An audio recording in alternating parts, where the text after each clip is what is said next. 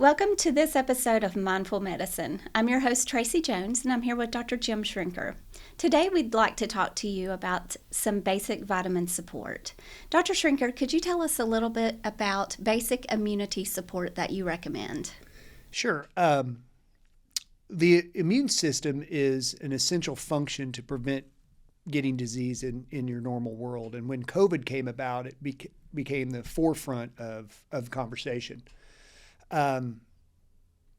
We've used immunity support and these vitamins in particular to try to prevent COVID, prevent flu, prevent really viral illnesses, but it really helps with all bacterial illnesses as well.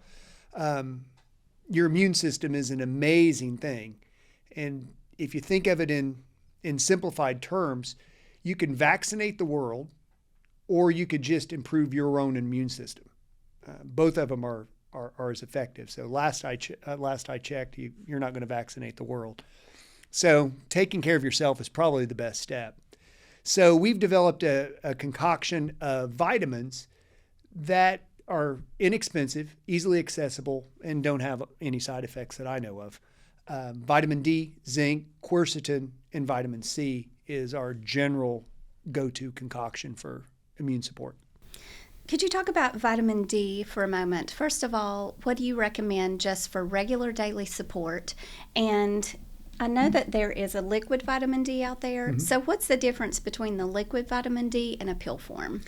There's going to be different absorptions. Liquid vitamin D, if it's super concentrated, may not have as many fillers in it. If it's less concentrated, like 1,000 units per drop or 1,000 units per drop or full, it's going to have some canola oil or some other oil in it, but shouldn't have much more than that. Anytime you get a capsule, you got to watch for fillers, even in very reputable sources of vitamins. Magnesium stearate is a big one that is in almost all powdered forms. So when you get a powdered form of anything, you got to look at are you getting some other byproducts? Because you got the glycerin cap, you got other variables that are in that. As far as absorption, it really depends on the individual. You really got to try one, get a vitamin D level checked, and if it's not high, do you need a higher dose or do you need a different form? But both of them are effective. I tend to use an equal amount of both. I like the vitamin D liquid. It's inexpensive and it's easy to use. But the powdered vitamin D form can usually come with vitamin K added to it, and that's always a nice addition to vitamin D.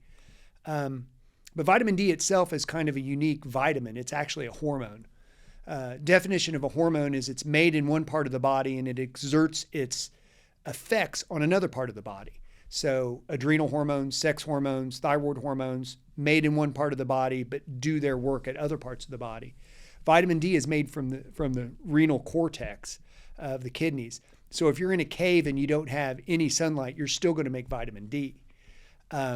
What people don't really realize is sunshine does not provide vitamin D. It converts an inactive form to an active form.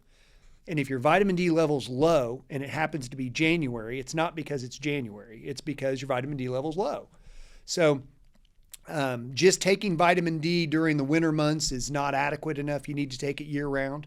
The sunlight will help the conversion of the vitamin D to an active form, but if you take vitamin D3, that is the active form.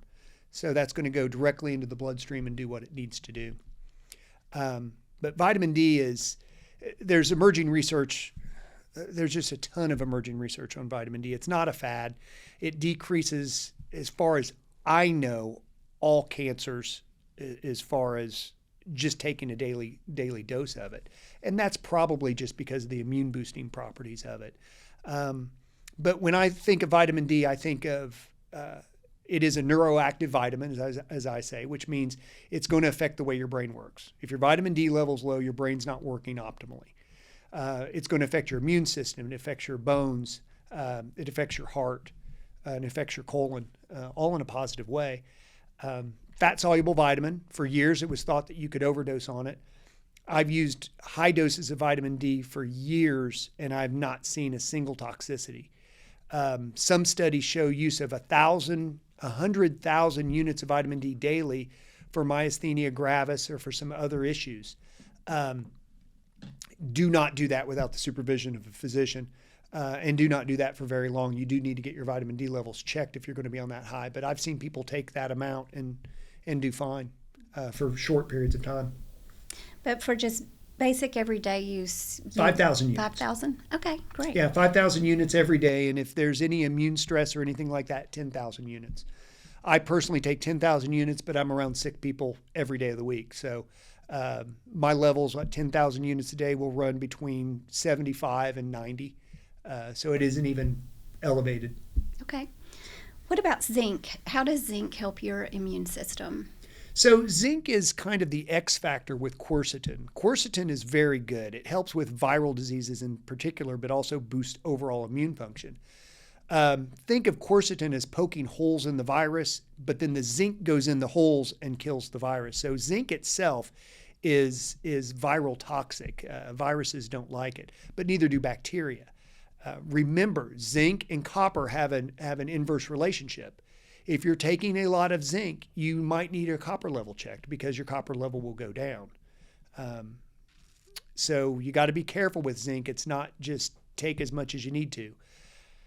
Anywhere under 25 to 30 milligrams a day is going to be a safe dose without getting anything checked. If you're going to 50 milligrams of zinc, you probably need to do that under the direction of a knowledgeable practitioner.